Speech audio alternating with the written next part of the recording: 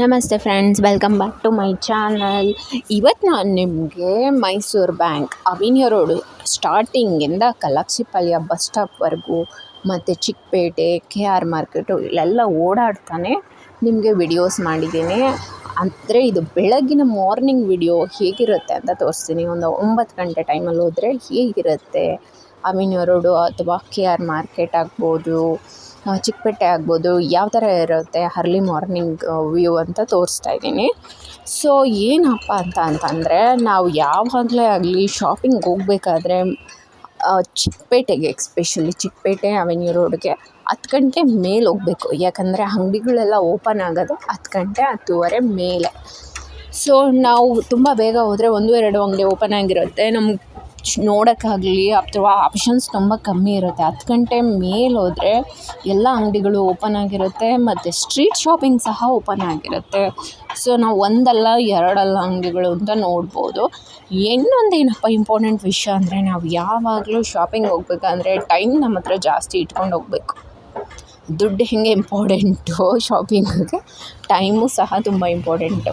ಇನ್ನೊಂದು ಟ್ರಿಕ್ಸ್ ಏನಪ್ಪ ಅಂತಂದರೆ, ಸ್ಟ್ರೀಟ್ ಶಾಪಿಂಗಲ್ಲಿ ಅಂದ್ಬಿಟ್ಟು ಕೇರ್ಲೆಸ್ ಮಾಡಬೇಡಿ. ಯಾಕಂದರೆ ಚಿಕ್ಕಪೇಟೆಯಲ್ಲಿ ನಾನು ಕಣ್ಣಾರ ಕಂಡಂತಹ ಇಂಪಾರ್ಟೆಂಟ್ ವಿಷಯ ಏನಪ್ಪ ಅಂದರೆ, ಸ್ಟ್ರೀಟ್ ಶಾಪಿಂಗಲ್ಲಿ ಹಳೇದು ಮಾರ್ತಾರೆ ಅಂತ ಕೇರ್ಲೆಸ್ ಮಾಡೋಕ್ಕೆ ಹೋಗಬೇಡಿ. ಎಲ್ಲ ನಮಗೊಂದು ವಸ್ತು, ಇವಾಗ ಯಾವುದೇ ವಸ್ತು ಆಗಲಿ ನೋಡಿದೇಟಿಗೆ ಅದು ಹಳೇದಾ ಹೊಸದಾ ಕ್ವಾಲಿಟಿ ಹೆಂಗಿದೆ ಅನ್ನೋದು ಗೊತ್ತಾಗ್ಬಿಡುತ್ತೆ, ಎಂಥವ್ರಿಗೂ ಗೊತ್ತಾಗುತ್ತೆ. ಎಕ್ಸ್ಪೆಷಲಿ ಹೆಣ್ಮಕ್ಳಿಗಂತೂ ನೋಡ್ತಾನೆ ಗೊತ್ತಾಗ್ಬಿಡುತ್ತೆ, ಅಷ್ಟು ಟ್ಯಾಲೆಂಟ್ ಹೆಣ್ಮಕ್ಳ ಹತ್ರ ಇರುತ್ತೆ. ಇನ್ನೊಂದೇನಪ್ಪ ಅಂದರೆ, ಚಿಕ್ಕಪೇಟೆಯಲ್ಲಿ ಅಂಗಡಿಯವರು ಸ್ಟ್ರೀಟ್ ಶಾಪಿಂಗ್ ಮಾಡಿಸ್ತಾ ಇರ್ತಾರೆ. ಇವಾಗ ಅಂಗಡೀಲಿ ಒಂದು ರೇಟ್ ಹೇಳ್ತಾರೆ, ಅದೇ ಅಂಗಡಿಯವರು ಅವ್ರದ್ದೇ ಪ್ರಾಡಕ್ಟ್ನ ಬಂದು ಸ್ಟ್ರೀಟಲ್ಲಿ ಆ ಅಂಗಡೀಲಿ ಕೆಲಸಕ್ಕೆ ಇರ್ತಾರಲ್ಲ ಅಂಥವ್ರ ಕೈಲಿ ಮಾರಿಸ್ತಾ ಇರ್ತಾರೆ. ಅಲ್ಲೇ ಒಂದು ರೇಟ್ ಕೊಡ್ತಾರೆ, ಅಂಗಡೀಲೇ ಒಂದು ರೇಟ್ ಕೊಡ್ತಾರೆ. ಸೊ ಸ್ಟ್ರೀಟ್ ಶಾಪಿಂಗ್ ಅಂತ ಕೇರ್ಲೆಸ್ ಮಾಡಬೇಡಿ, ಆರಾಮಾಗಿ ಕಣ್ಣು ಮುಚ್ಕೊಂಡು ತೊಗೋಬೋದು. ಆ ಥರ ಸ್ಪೆಷಾಲಿಟಿ ಚಿಕ್ಕಪೇಟೆ ಸ್ಟ್ರೀಟ್ ಶಾಪಿಂಗಲ್ಲಿ ಇದೆ ಅಂತಲೇ ಹೇಳ್ಬೋದು. ಇನ್ನೊಂದೇನಪ್ಪ ಅಂದರೆ, ನಾವು ಚಿಕ್ಕಪೇಟೆ ಅವಿನಿಯ ರೋಡು ಹೋಗ್ಬೇಕಂದ್ರೆ ಮೇನ್ ರೋಡಲ್ಲೂ ಒಂದು ರೇಟ್ ಇರುತ್ತೆ. ನಾವು ಅಂಗಡಿದು ಸ್ವಲ್ಪ ಸಂದಿ ಅಂಗಡಿ ಒಳಗಡೆಗೆ ಹೋದರೆ, ಒಳಗಡೆ ಸ್ಟ್ರೀಟ್ಗಳ್ಗೆ ಹೋದರೆ ಅಲ್ಲೇ ಒಂದು ರೇಟ್ ಇರುತ್ತೆ. ಸೊ ನಾವು ಸ್ವಲ್ಪ ಟೈಮ್ ಯಾಕೆ ಬೇಕು ಶಾಪಿಂಗ್ ಅಂದರೆ ಇದೇ ಕಾರಣಕ್ಕೋಸ್ಕರ.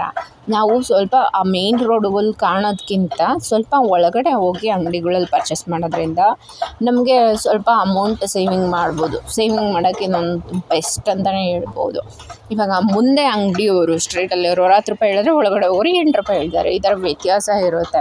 ಆ್ಯಕ್ಚುಲಿ ನಾವು ಬಾರ್ಗಿಂಗ್ ಮಾಡೋದ್ರಿಂದ ತುಂಬ ಸೇವಿಂಗ್ ಮಾಡ್ಬೋದು. ಅಂದರೆ ನಾವು ಒಂದು ತೊಗೊತೀವಿ ಅಂದರೆ ಅವ್ರು ಕಮ್ಮಿ ಮಾಡಲ್ಲ. ಸೊ ನಾವು ಮೊದಲೇ ಪ್ಲ್ಯಾನ್ ಮಾಡಿಕೊಂಡು ಆರ್ಡರಾಗಿ ಒಂದು 2-3 ತೊಗೊಳ್ತೀವಿ ಅಂತ ಅವ್ರಿಗೆ ತೋರಿಸ್ಬಿಟ್ಟು ಕೊನೆಗೆ ನಾವು 1-2ಕ್ಕಾದರೂ ಬರ್ಬೋದು. ಆವಾಗ ಸ್ವಲ್ಪ ಅವ್ರು ಕಡಿಮೆ ಮಾಡ್ತಾರೆ. ಸ್ಟಾರ್ಟಿಂಗ್ಗೆ ಒಂದೇ ಅಷ್ಟೇ ಅಂತ ಯಾವತ್ತೂ ಹೇಳೋಕ್ಕೆ ಹೋಗಬೇಡಿ. ಸ್ವಲ್ಪ ಪ್ಲ್ಯಾನ್ ಇದೆ, ಈ ಥರ 5-6 ತೊಗೊಳ್ಳೋ ಪ್ಲ್ಯಾನ್ ಇದೆ ಅಂತ ಅವ್ರಿಗೆ ತೋರಿಸ್ಕೊಟ್ಟು ಆಮೇಲೆ ನಿಮಗೆ 1-2 ಪರ್ಚೇಸ್ ಮಾಡಿದ್ರೆ ಬೆನಿಫಿಟ್ಟಲ್ಲಿ ರೇಟಲ್ಲಿ ಸಿಗುತ್ತೆ. ಇದೊಂದು ಟಿಪ್ಸು. ಇನ್ನೊಂದು ಏನಪ್ಪ ಅಂದರೆ, ಮಳೆ ಟೈಮಲ್ಲಂತೂ ಹೋಗಲೇಬಾರ್ದು ಶಾಪಿಂಗ್ಗೆ, ಯಾಕಂದರೆ ತುಂಬ ಗಲೀಜಾಗಿರುತ್ತೆ. ಮತ್ತು ಇನ್ನೊಂದು ಹೂವು ತೊಗೊಳ್ಳೋ ಪ್ಲ್ಯಾನ್ ಏನಪ್ಪ ಅಂತಂದರೆ, ನಾವು ಯಾವತ್ತೂ ಒಂದು 11 ಗಂಟೆ ಮೇಲೆ ಹೋದರೆ ನಾವು ಮಾರ್ಕೆಟ್ ಒಳಗಡೆ ಅಂಗಡೀಲಿ ಹೂವು ತೊಗೊಳ್ಳೋದಕ್ಕಿಂತ ಸ್ಟ್ರೀಟಲ್ಲಿ ತೊಗೊಂಡ್ರೆ ನಮಗೆ ತುಂಬ ಲಾಭ ಸಿಗುತ್ತೆ. ಅಂಗಡಿಯವರು ಸ್ವಲ್ಪ ಜಾಸ್ತಿ ಹೇಳ್ತಾರೆ, ಅದೇ ಸ್ಟ್ರೀಟಲ್ಲಿ ಬಂದು ಮಾರೋರು ತುಂಬ ಚೀಪಾಗಿ ಕೊಟ್ಬಿಡ್ತಾರೆ. ಕೆಲವು ಸಲ ₹10 ಒಂದೊಂದು ಹಾರನೂ ಕೊಟ್ಬಿಟ್ಟಿರ್ತಾರೆ. ಒಂದು 10:30-11 ಗಂಟೆ ಆ ಟೈಮಲ್ಲಿ ಅವ್ರ ದುಡ್ಡು, ಅವರು ಒಂದು 2 ಗಂಟೆಯಿಂದ 11 ಗಂಟೆ ವ್ಯಾಪಾರ ಮಾಡುವಂಥ ಒಂದು ಟೈಮ್ ಇರುತ್ತೆ ಅವ್ರದ್ದು. ಅವರು ತುಂಬ ಚೀಪಾಗಿ ಕೊಟ್ಬಿಟ್ಟು ಹೋಗ್ತಾರೆ ಎಂಡಿಂಗ್ ಅಂದ್ಬಿಟ್ಟು. ಸೊ ಸ್ಟ್ರೀಟಲ್ಲಿ ಹೂವು ತೊಗೊಳ್ಳೋದು ಒಂಥರ ತುಂಬ ಸೇವಿಂಗ್ಸು, ಲಾಭ. ಮತ್ತು ನಾವು ಯಾವಾಗಲೂ ತರಕಾರಿನ KG ಲೆಕ್ಕದಲ್ಲಿ ತೊಗೊಳಕ್ಕೆ ಹೋದರೆ ನಮಗೆ ಸ್ವಲ್ಪ ಕಾಸ್ಟ್ಲಿ ಬೀಳುತ್ತೆ. ಅದೇ ನಾವು ಮಾರ್ಕೆಟಲ್ಲಿ ಬುಟ್ಟಿ ಲೆಕ್ಕದಲ್ಲಿ ತೊಗೊಂಡ್ರೆ ತುಂಬ ಲಾಭ ಇರುತ್ತೆ. ಅವರು ಒಂದು ಪ್ಲಾಸ್ಟಿಕ್ ಪ್ಲೇಟು ಅಥವಾ ಈ ಥರ ಪ್ಲಾಸ್ಟಿಕ್ ಬುಟ್ಟಿಗಳು ಇದರೊಳಗೆ ತುಂಬ ಮಾರ್ತಾ ಇರ್ತಾರೆ. ಅವರು KG ಲೆಕ್ಕ ಈ ಥರ ಎಲ್ಲ ಕೊಡೋಲ್ಲ.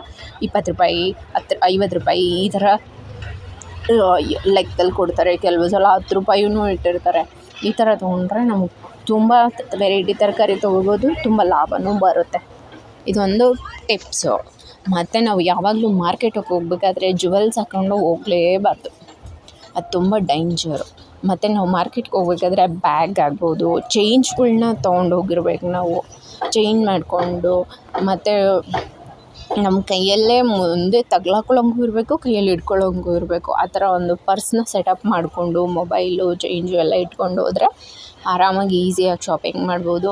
ಮತ್ತು ನಾವು ಜುವೆಲ್ಸ್ ಹಾಕೊಂಡಿರ್ತೀವಲ್ವ, ಇವಾಗ ಮಂಗಲಿ ಸರ ಇದೆಲ್ಲ ನಾವು ಜಾಕೆಟ್ ಹಾಕ್ಕೊಂಡು ಅದನ್ನು ಹೈಡ್ ಮಾಡ್ಕೊಂಡು ಹೋಗಬೇಕು. ಮಾರ್ಕೆಟ್ಗೆ ಹೋಗ್ಬೇಕು, ಹೆಂಗೆ ಹೋಗ್ಬೇಕಪ್ಪ ಅಂತಂದರೆ, ಓ ಇವರು ಬಡವರು, ಇವ್ರ ಹತ್ರ ಏನೂ ಇಲ್ಲ ಅನ್ನೋ ಥರ ತೋರಿಸ್ಕೊಳ್ಳೋ ಥರ ಹೋಗಬೇಕು. ಆವಾಗ ನಮಗೆ ಸೇಫ್ಟಿ ತುಂಬ ಇರುತ್ತೆ. ಇಲ್ಲಾಂದರೆ ಕಳ್ಳರು ಕಟ ಅಂತ ಜಾಸ್ತಿ ಇರುತ್ತೆ. ಇದೊಂದು ನನ್ನ ಪರ್ಸ್ನಾಲಿಟಿ ಓನ್ ಎಕ್ಸ್ಪೀರಿಯನ್ಸ್ ಅಂತಲೇ ಹೇಳ್ಬೋದು. ಯಾಕಂದರೆ ನನಗೆ ತುಂಬ ಭಯ ಆಗ್ತಾ ಇರೋದು. ನಂಗೆ ಇದನ್ನು ನನ್ನ ಸೀನಿಯರ್ ಒಬ್ಬರು ನನಗೆ ಹೇಳ್ಕೊಟ್ರು. ನಾನು ಆವಾಗಿಂದ ಇದೇ ಐಡಿಯಾ ಮಾಡ್ತೀನಿ. ಯಾವುದೇ ಜ್ಯುವೆಲರಿನ ಎಕ್ಸ್ಪೋಸ್ ಮಾಡ್ಕೊಂಡು ಮಾತ್ರ ಮಾರ್ಕೆಟ್ಗೆ ಯಾವುದೇ ಕಾರಣಕ್ಕೂ ಹೋಗಬೇಡಿ. ಅವೇನೋ ರೋಡು ಅಷ್ಟೇ, ಅದರೊಳಗೂ ಸಂಡೇ ಸ್ಯಾಟರ್ಡೆ ಅಂತೂ ತುಂಬ ರಶ್ ಆಗಿರುತ್ತೆ. ಎಕ್ಸ್ಪೋಸ್ ಕೊಟ್ಕೊಂಡು ಯಾವುದೇ ಕಾರಣಕ್ಕೆ ಹೋಗಬೇಡಿ. ಆ್ಯಕ್ಚುಲಿ ಮೊದಲು ಪೊಲೀಸವ್ರು ಇರ್ತಿರ್ಲಿಲ್ಲ, ಇವಾಗಂತೂ ತುಂಬ ಪೊಲೀಸವ್ರು ಇರ್ತಾರೆ. ಬಟ್ ಏನೂ ಮಾಡೋಕ್ಕಾಗಲ್ಲ, ಅವರು ಅಷ್ಟು ಕ್ರೌಡಲ್ಲಿ ಯಾರನ್ನ ಕಿತ್ಕೊಂಡು ಹೋಗ್ಬಿಟ್ರೆ ಏನು ಮಾಡೋಕ್ಕಾಗುತ್ತೆ? ನಮ್ಮ ಸೇಫ್ಟಿ ನಾವು ನೋಡ್ಕೊಂಡಿರ್ಬೇಕಲ್ವಾ. ಓಕೆ, ಇದು ನನ್ನ ಟಿಪ್ಸು. ಸೊ ಇಲ್ಲಿಂದ ಬ್ರಿಡ್ಜ್ ಬಂತು, ಇಲ್ಲಿಂದ ಕಾಮಾಕ್ಷಿಪಾಳ್ಯ ಬಸ್ ಸ್ಟಾಪಿಗೆ ನಡ್ಕೊಂಡು ಹೋಗ್ಬೇಕು. ಇನ್ನೊಂದು ಏನಪ್ಪ ಅಂದರೆ, KR ಮಾರ್ಕೆಟಲ್ಲಿ ನಾವು ಬಂದು ಇಳಿತೀವಿ, ಬಟ್ ಹತ್ತೋದಕ್ಕೆ ಪರ್ಮಿಷನ್ ಇರೋಲ್ಲ. ಹತ್ತೋದಕ್ಕೆ ನಾವು ಕಾಮಾಕ್ಷಿಪಾಳ್ಯ TTMCಗೆ ಹೋಗಬೇಕು. ಇನ್ನೊಂದು ಏನಪ್ಪ ಅಂದರೆ, ನಾವು ಮಾರ್ಕೆಟಿಂದ ಕಾಮಾಕ್ಷಿಪಾಳ್ಯ ಬಸ್ ಸ್ಟಾಪ್ಗೆ ಹೋಗ್ಬೇಕಾದ್ರೆ, ಬಸ್ ಹೋಗ್ಬೇಕಾದ್ರೆ ಮೇಯ್ನ್ ಏನಪ್ಪ ಅಂದರೆ ಕ್ರೌಡಲ್ಲೇ ಹೋಗಬೇಕು. ಸೊ ಸಿಂಗಲ್ಲಾಗಿ ರೋಡ್ ಕ್ರಾಸ್ ಮಾಡ್ತೀವಿ ಅಂದರೆ ಅದು ನಮಗೆ ಸೇಫ್ಟಿ ಅಲ್ಲ ಅಂತಲೇ ಹೇಳ್ಬೋದು. ಯಾಕಂದರೆ ಮೈ ಮೇಲೆ ಗಾಡಿಗಳು ಬಿಡೋ ಥರ ಬರ್ತಾ ಇರ್ತಾರೆ.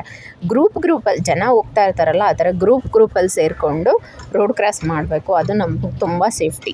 ಈ ನನ್ನ ಪ್ರಯತ್ನ ನಿಮ್ಗೆ ಇಷ್ಟ ಆಗಿದರೆ ಪ್ಲೀಸ್ ಸಬ್ಸ್ಕ್ರೈಬ್ ಮಾಡಿ, ಸಪೋರ್ಟ್ ಮಾಡಿ.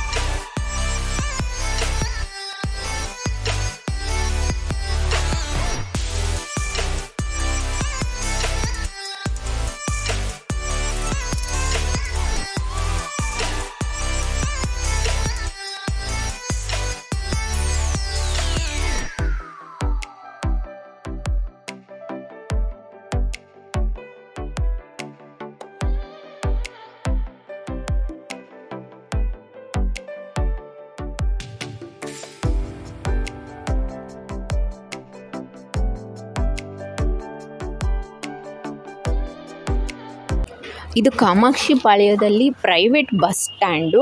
ಇದ್ರ ಪಕ್ಕದಲ್ಲೇ BMTC ಬಸ್ ಸ್ಟ್ಯಾಂಡ್ ಇರುತ್ತೆ. ಆ್ಯಕ್ಚುಲಿ ಎಲ್ಲ ಮಿಕ್ಸಪ್ ಆಗಿರುತ್ತೆ. ಪ್ರೈವೇಟ್ ಸ್ಟಾರ್ಟಿಂಗ್ ನಮಗೆ ಸಿಗುತ್ತೆ, ಅದಾದಮೇಲೆ BMTCದು ಒಂದೊಂದು ರೂಟ್ಗೂ ಒಂದೊಂದು ಪಾರ್ಟ್ ಥರ ಮಾಡಿ ಬಸ್ಗಳು ಬಂದು ನಿಂತ್ಕೊಳ್ಳುತ್ತೆ. ಸೊ ನಾವು ಅದನ್ನು ಈಸಿಯಾಗಿ ಫೈಂಡ್ ಔಟ್ ಮಾಡ್ಬೋದು. ಪ್ಲೇನ್ ನೇಮಲ್ಲೆಲ್ಲ ಹಾಕಿರ್ತಾರೆ, ಅದು ಪ್ಲಾಟ್ಫಾರ್ಮ್ ಥರ ಮಾಡಿರ್ತಾರೆ. ಈ ನನ್ನ ಚಿಕ್ಕ ಪ್ರಯತ್ನ ನಿಮ್ಗೆ ಇಷ್ಟ ಆದರೆ ಪ್ಲೀಸ್ ಲೈಕ್ ಮಾಡಿ, ಸಬ್ಸ್ಕ್ರೈಬ್ ಮಾಡಿ.